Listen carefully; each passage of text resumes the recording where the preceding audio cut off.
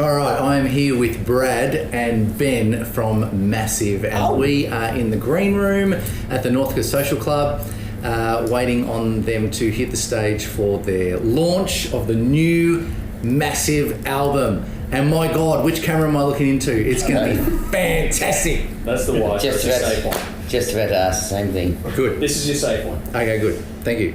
Now, first question, and either of you can answer this question. Almost 3 years since Destination Somewhere came out. I'll answer it. Yeah. Hang on. That's the question. That's no question. What's been happening over the last 3 years? Because it's not like you've disappeared and done nothing for the last 3 years. You've actually been pretty busy.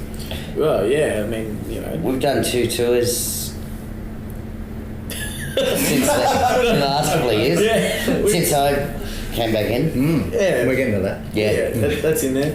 We've been around. I mean, Destination Somewhere, we toured a bit, and then we kind of flaked around a bit, and we started writing this out. We started writing this album 2 years ago, and then we actually recorded it over a year ago, and it's just taken us a year to get it launched and get it happening. So we've been busy touring overseas. We've been doing the European thing, where music happens, where real music happens. So that's right. And and now we're here. Now you're back in Northcote, and now you're about to take off again. Yeah. After tonight. Well, I'm pissing off. Yeah, had enough. Oh, you See are. you later. Yeah. Now, the return of Ben Laguda, the return of the prodigal son to this band. I want to know, how did that come about? And he asked me for a lift from jail. And I said, hey, what are you doing this week? When are you on tour? Nah, I don't know. How did it happen? Well, Easy. honestly, We want the honest answer. you heard the second album, didn't you? Yes. We're like, we can't go anywhere from here except for up. Well, they needed me back, honestly. Keep digging, mate, keep digging. The simple answer. Well, if we're going to salvage the band, they needed to get me back in. Right. No, that's no offence to anyone, any of the former members. Yeah. But no. Just, Did he ask you, or did you just force your way back? How did it come We needed a guitarist. The other fella, he got offered a cover gig that he couldn't turn down. And we were touring with the Living Colour. Yes. Living Colour, or just Living Colour for those people who like music. And we were like, well, we could ask somebody who we don't know, and they could learn the songs, or we could bring Ben Laguda, and he was at the time playing in a Blues Brothers cover band. We don't need to go there. So he goes, yeah, cool, I'll just cancel the Blues Brothers cover band that I'm in, and I'll go on tour with Living Colour. And he just walked in and 1 or 2 rehearsals and smashed it, and the tour was great. Yeah. And then we were like, we'll come on tour to Europe, and it was great. And it was like, the spark for Massive was back, because we got a little too serious in the middle. Like, we decided we were rock stars, and we weren't. We weren't making any money. Yeah. Can't be a rock star with no money. No, true. So we got the guy with no money at all back in the band. Yeah. We feel right back at home. It was a funny thing, I hadn't seen them guys in a couple of years. And we came straight into the rehearsal. I turned up to rehearsal with no guitar. 5 hours late. And they said, don't worry, we've got a guitar for you. And I went, all right. And I sort of just walked in. We just looked at each other and we just started. And then I said hello after the first song. No hello, just plugging and go. Yeah, you don't forget how to play rock and roll, and there was no problem playing. It was, But it felt right. It felt the spark, the full throttle sound was back, and that was probably our most successful time, and it was the most fun time. So why not keep that sort of vibe going with the third album? So I think it's good that you're back. I think it's good that you're back too, man. Thank you. Thank you. I'm happy you're here. Very good. Now, Brad, this is a question for you. Yes, please. Vocally, on this new album, you sound just as energised and fired up as you always have been, right? And it's been quite a few years that you've been doing this now.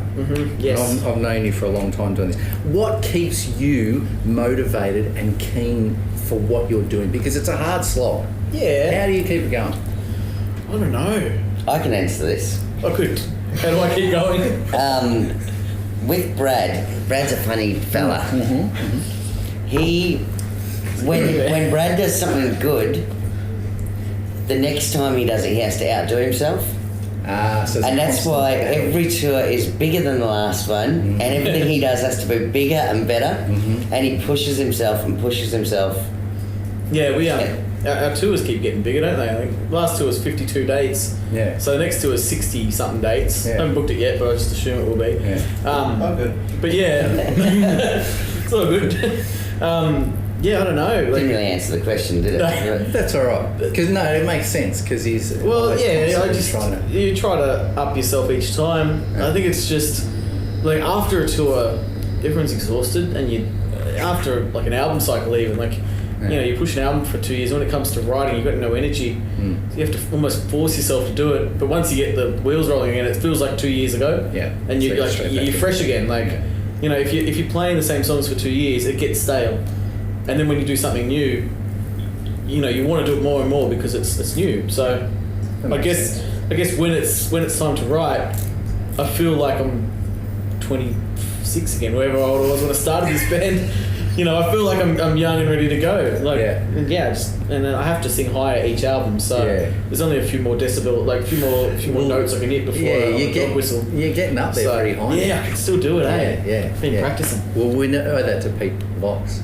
We should talk. Yeah, he's good, isn't he? He is good, Pete Box. Yeah. Hi, Pete. He taught me how to sing. Well, he didn't teach me how to sing.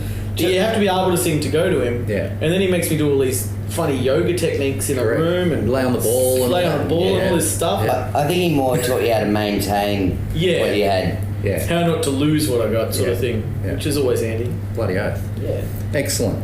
Now, Chris the Melco. I've got to admit, when I heard that you guys were doing it with the new album with Chris, I was a little bit surprised, although Chris does a lot of rock stuff lately, and he's good at it. But what made you... You like that? What made you choose Chris the Melco, first of all? Because, you guys have done a lot of your stuff with Ricky Ray. Yeah. So what made you choose Chris from Monolith, and what was the experience like with Chris? Because I hear a lot of stories about Chris. He's good. He's normally pretty good. What do you got? No, he's not. Yeah, come in, have a party. Yeah. He's the guy that's bringing the alcohol. Hey, come Hey. And/or. Is that an and or an or? Jim Beam and or? What do we want? Round of the door. Now Scotch. Jameson's. Yeah, we'll take the Jameson's. Yeah. Sure. This is the guy who's bringing the alcohol. Thank you very much. Hey, here's some tickets for the door as well. You want to take that to the door person? Well done. Kicking girls. That's great. You also colour sound as well in that mix. Well, let me tell you how we got Chris. I went to high school with Chris. Oh, right. And we were the only two musicians in the school who were real serious. We were the ones in high school, and Jared back in the day as well. But me and Chris, he was a year younger than me, and he was always the nerd, the music nerd, and I was always the wannabe rock star. I was about promoting myself, giving tapes to people at high school, and he was about learning scales that I can't even pronounce. Right. So nothing's changed. Nothing's changed, yeah. But he asked to do our first album, he asked to do our second album, and when it came to the third album, it was you could put that on the ground, mate. Stop making a mess. What are you doing? This is live TV, We've got other right? people in the room while we're doing this, just causing trouble. Yeah, Members of the band. Yeah, they're just making a racket. Look, coming back to Chris, it was a way to make it a little less serious. Like I said, we got too serious, and we spent a fortune on the second album. Yeah. And we were wasting our time, really. The thing, our mindset was, let's go so big that it was, we're going to take over the world. This one we wanted to go back to a lounge room and turn up our amps and play. Right. So, hanging out with a mate from high school, and the guy who played keys on the album was another mate from high school, and wow. And that's how Chris came about. And he's a metal producer, but I heard Dangerous Curves album, which he did, and I'm like, you can do rock. Let's get in the room and just nut it out. So. Yeah. It was very different. It was a different experience to recording with Ricky. Not all bad, but no. The end result was good. He does things a little different to what anyone else does. But he definitely knows how to pull a sound. So was that like the issue with the band was like it got too serious for you guys? Probably. And you needed to take a step back, or? Well, I think we just thought of ourselves too highly. Right. And we didn't have time to suck like other bands. Yeah, well, you went there. Yeah.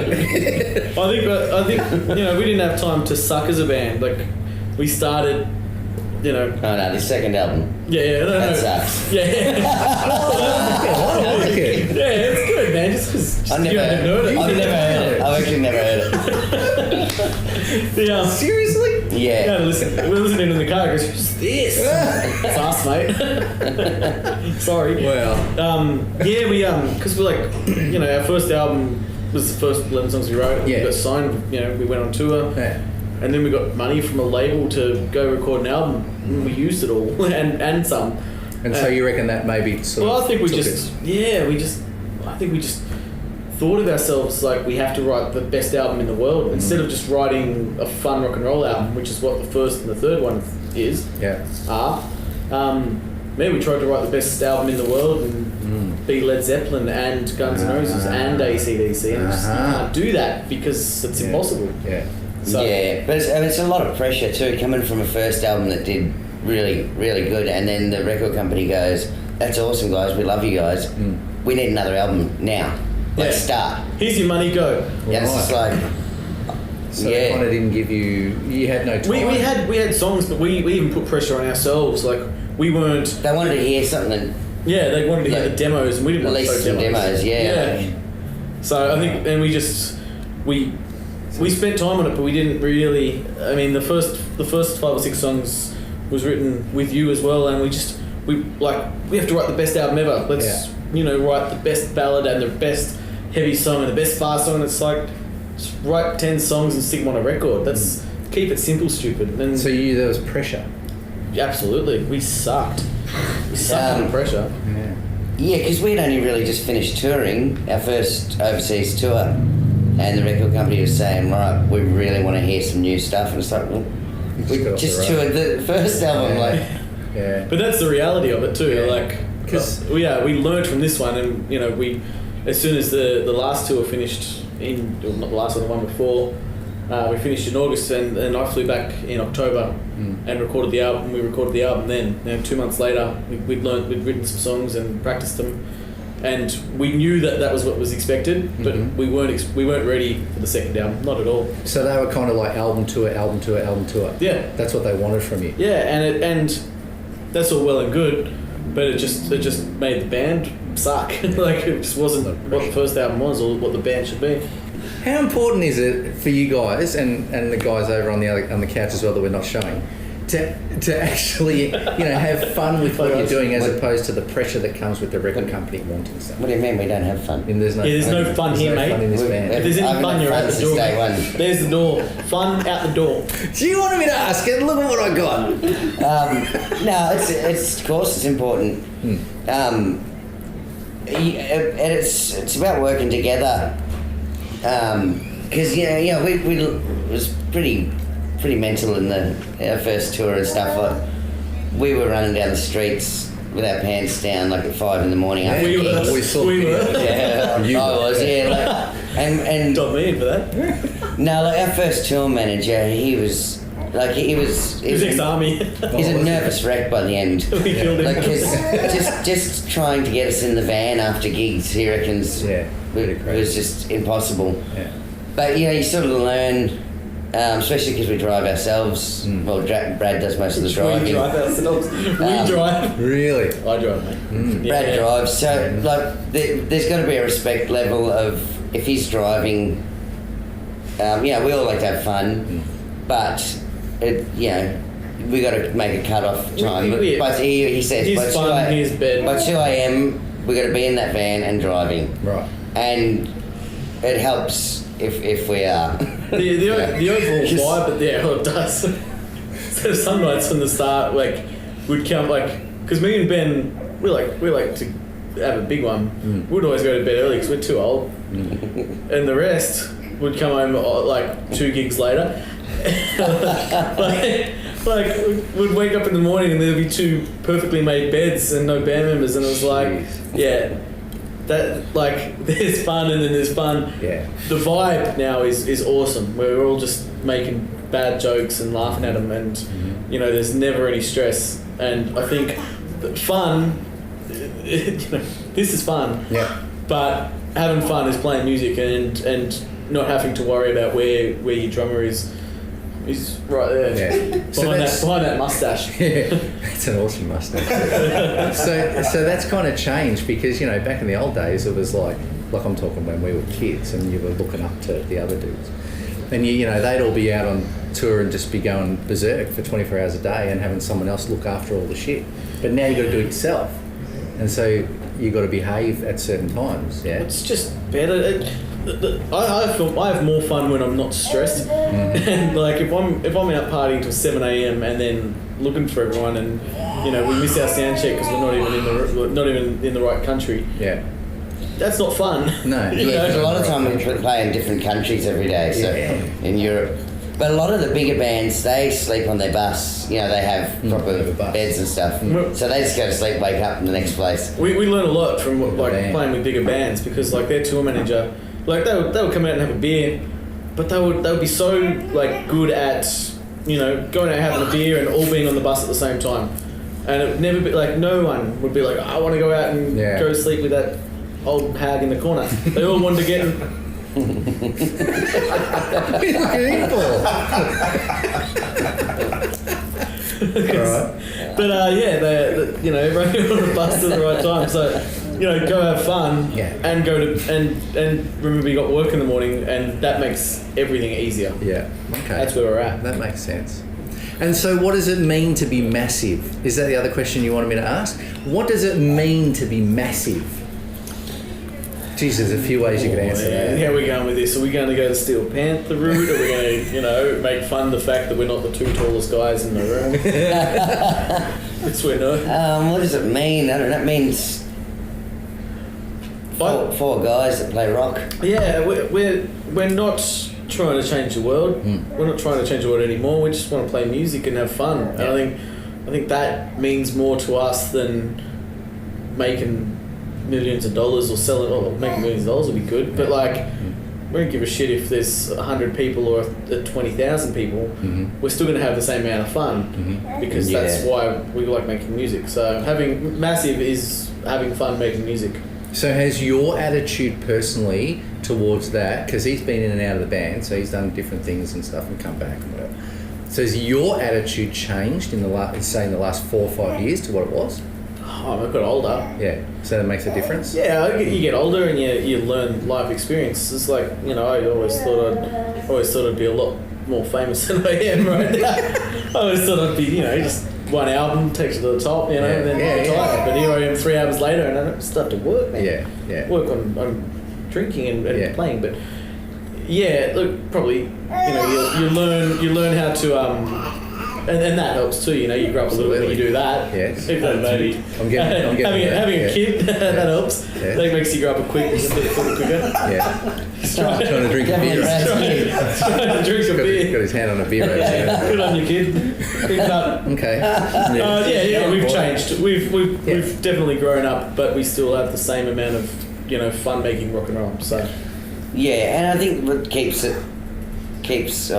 me wanting to do it is we get the same people come and see us overseas.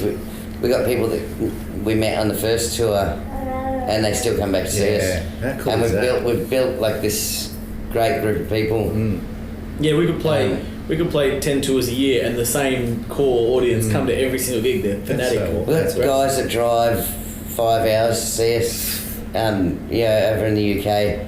And or they'll follow us around, like, you know, like... That's amazing. And it's unreal. To think, you know, you're sitting in Northcote. Yeah. And you can go over there and have a whole group of people following you around over there. Yeah. It's a good feeling. People bring us food hampers. It's unbelievable. It was fun. Yeah, I remember the girl that brought a food hamper once and got us to sign a US Fender Strat with a screwdriver. Like, carved it into the guitar. And then gave us a food hamper so we weren't hungry on the road. Shit. We were like, that's pretty hard. That's crazy, isn't it? Record guitar.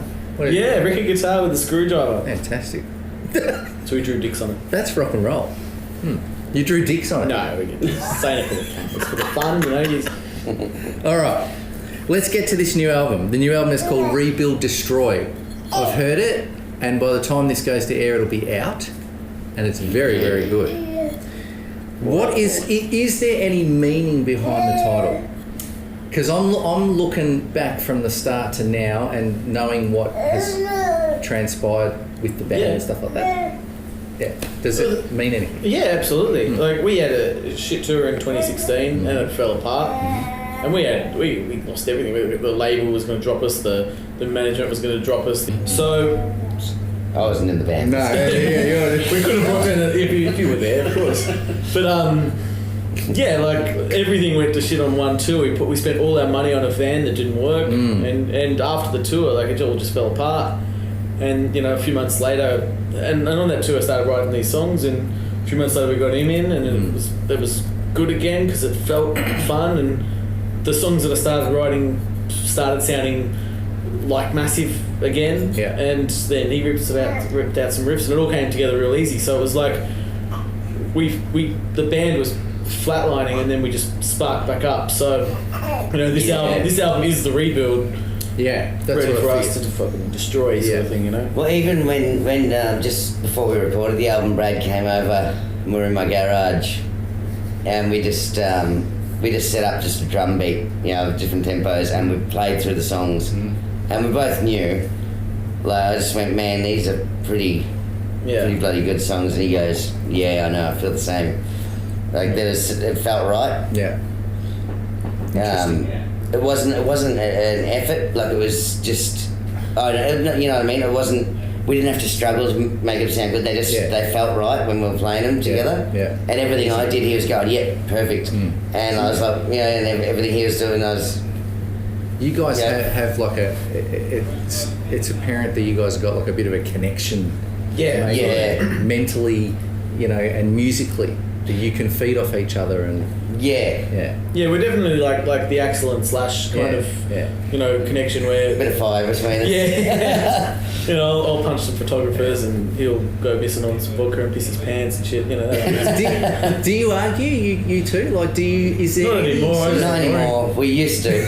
In the old days, it was just wanted to kill each other by the end. Yeah. I just realised if you want him to be early, just. Give him 4 hours. Just don't be on this universe. So he's calmed down. So I just ignore the fact we don't always get to sound check. It happens. No, look, like it's more tolerance now. Like, you know, I might be a pain in the ass to work with as well. You know, because I'm a stickler. I'm like, you know, I want this. Yeah. And he's the opposite. He's like, I'm relaxed, whatever. So it's almost like Laverne and Shirley. For those of us that are my age that know that show. Yeah. Laverne and Shirley. You know that show. Well, I remember. But you know, we've learnt how to cope, and so I know when he's stressing out, I know not to keep pushing him. Yeah. So you've learned how to work with each other. Yeah, it's not everyone has the same mindset on how you work. And it's just sort of maybe like a bit of respect of we're all the same people, and you know, let's all get to the same result, work it our own way, sort of thing, and that helps a lot. So Cool. But yeah, there's definitely something. When we play together, there's definitely an energy there that's there is. You don't get with a lot of people. No, you can tell that there's chemistry. Works well. Yeah. All right. Very good. Now, how do you? And this is a question to both of you, and even for the two young gentlemen sitting on the couch over there, even. How do you get your inspiration for writing? Like, what's your standard mode of songwriting ideas? Do you come up with all the stuff? Does he come up with all the stuff? These dudes? Like, do you do it together? How does it... It's a bit of everything. Like, no song's the same. I can tell you on the album, like, some of the songs, like, about 3 or 4 of the songs, actually, off this album, I had, like, 2 days off, and I decided to book a hotel in Manchester, I was in, and went to a charity shop and bought a $15 guitar. And had nothing to do for 2 days before Hard Rock Hell in 2016. So I just bought like 3 bottles of wine and a $15 guitar and wrote 4 songs that are on the album. And it was like I just had like the little notepad in the hotel. Mm-hmm. And Old style, literally on a notepad, and got myself absolutely pissed on the first night, and set a little phone in the corner as well, so I didn't forget it when I woke up. And yeah, like 3 or 4, like Getting Heavy and Long Time Coming were written in that hotel room and are exactly the same on the record. Lyrics as well? Lyrics and on the spot, just whatever came out in that bottle of white wine was on the paper. So white? Yeah, I'm a white man. I get a headache with a red. Ah. And I mean, some of the riffs Ben brought to me, and like they all come differently. Like there's some songs that took a day, some songs that took 10 years. So they're all a mixed bag. Some of the riffs Ben just ripped out one day and brought back the next day as the whole song. So yeah, that's happened a couple of times. Yeah, right. I've just had one little riff, and he'll go, "Oh yeah, that's good." Yeah. And then next day it comes back full song. Wow. Yeah, it's like an inspiration clip. Like I wouldn't have written the song without the riff. Yeah. But because he's given this, I'm like, yeah, cool. Now I've got all this new stuff that I can work with. So. Wow.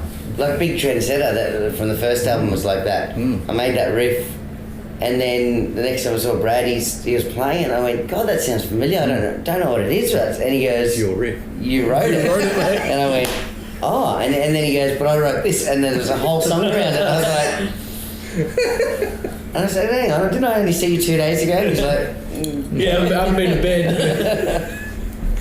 Amazing. And lyrically, of course, as well, where have you sort of come up with your lyrics? Are they personal experiences? Because I would assume it would be. Yeah, it's a pretty personal album. It's a fuck you sort of album. But that's all right.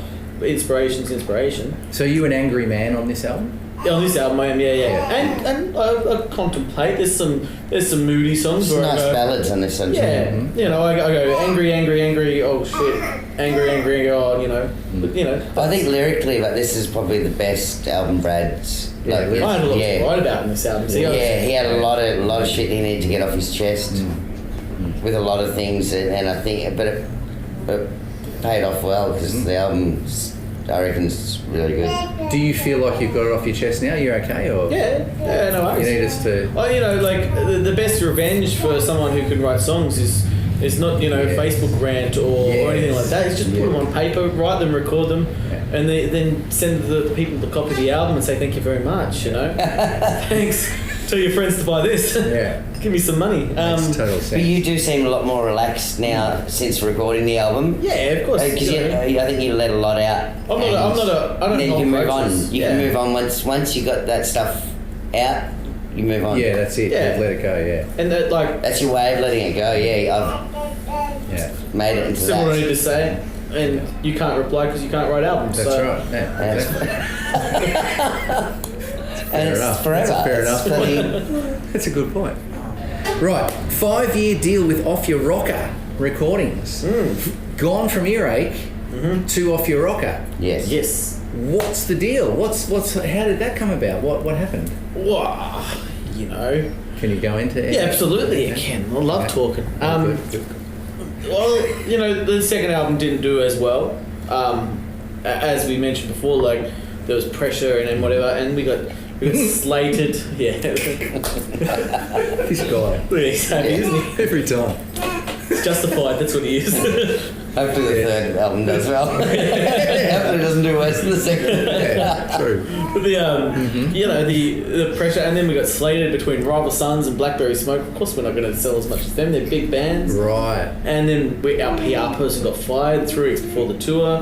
So we had PR, and then all the stuff happened, and then we lost the agent, and the management weren't happy, and it was like everything sucks for this album. Like everything's just.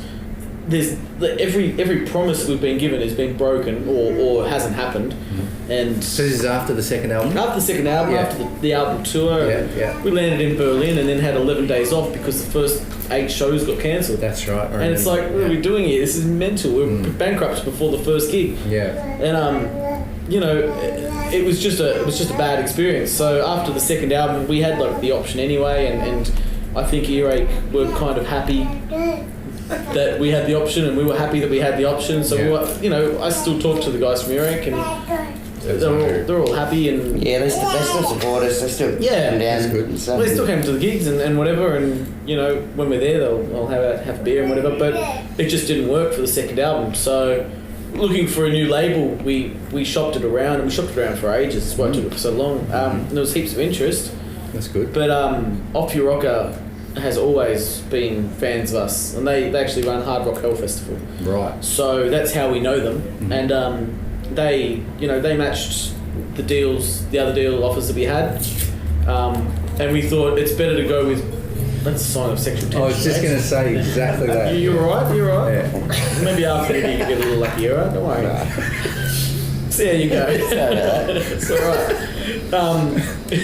Yeah, and it's just like if you're gonna work with somebody, it's better to know the people and know that they are fans of the band instead of just going and having whoever promise you something and not knowing what they're capable of. They might have a good track record, a good roster of bands, but who knows? So you're almost in that machine. Yeah, you might just be another band in their cycle. So Off Your Rock are rock fans, and their fans are massive, and they matched all the deals that we needed, and we're happy. So beautiful. Full steam ahead. That's all you want. Yeah.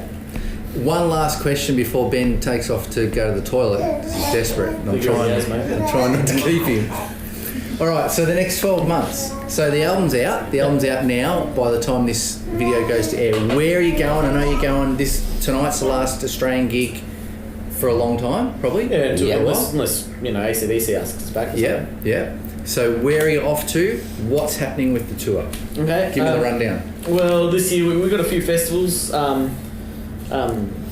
A few festivals announced. We've got a few that we haven't announced yet. All in the UK and Germany and France and over there.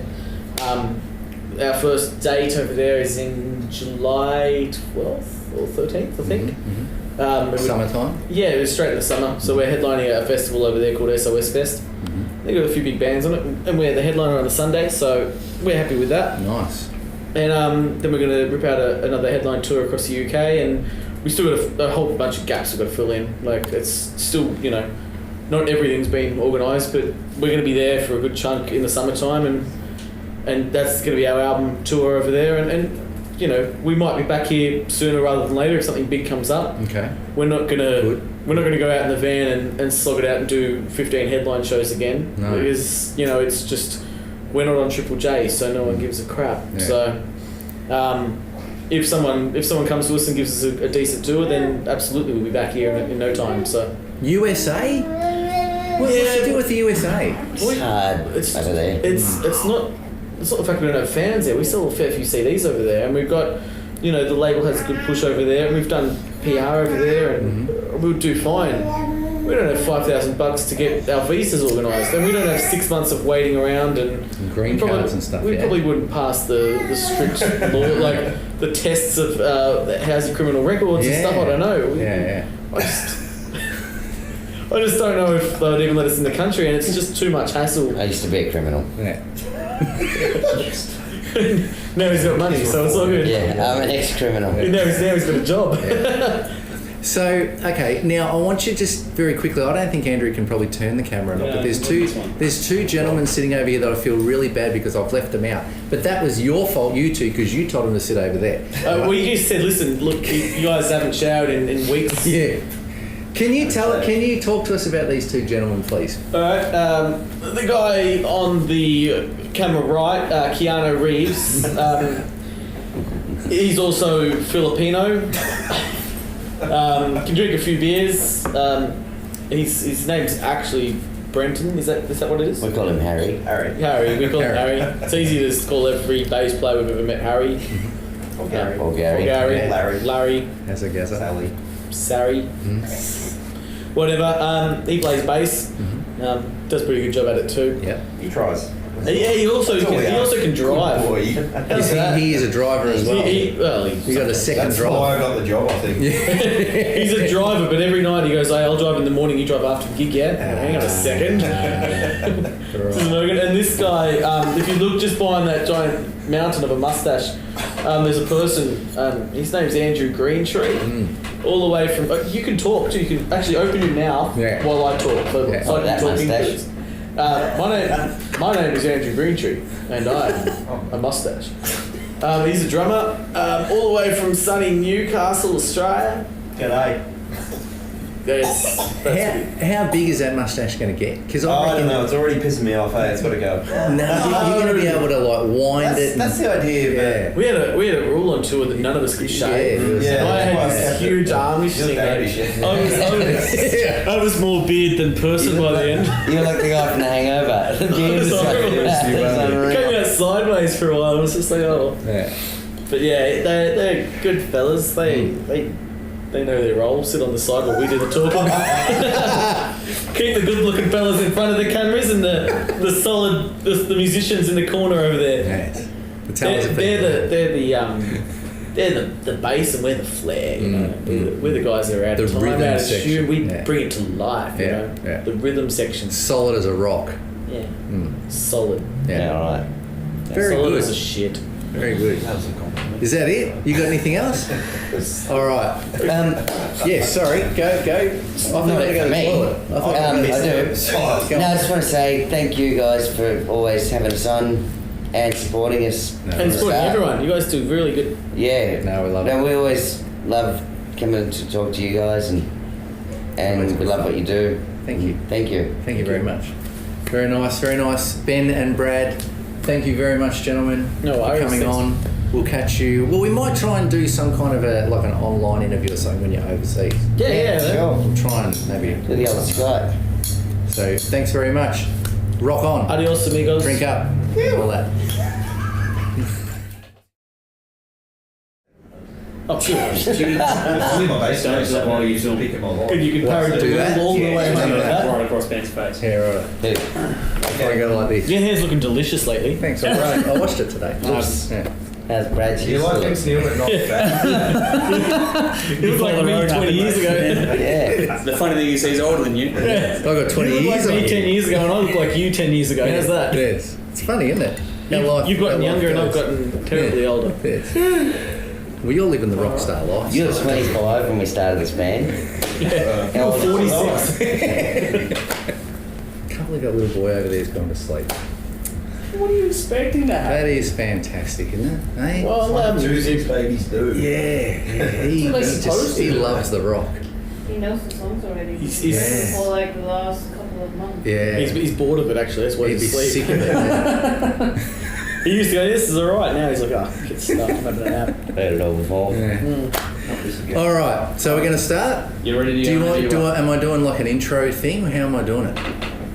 Well, just say we're here talking with Brad and Ben. You've from done this Massive. before, No, yeah? I wasn't prepared though. You've done Hey, it you're not fucking before. right. You got a page of notes. They're just We haven't got a questions. page of notes, look at us. All this is like, You know what to natural. Have you been on holiday or something? Right. Be you, man. All right, here we go. You ready? Yeah. 3, 2, 1.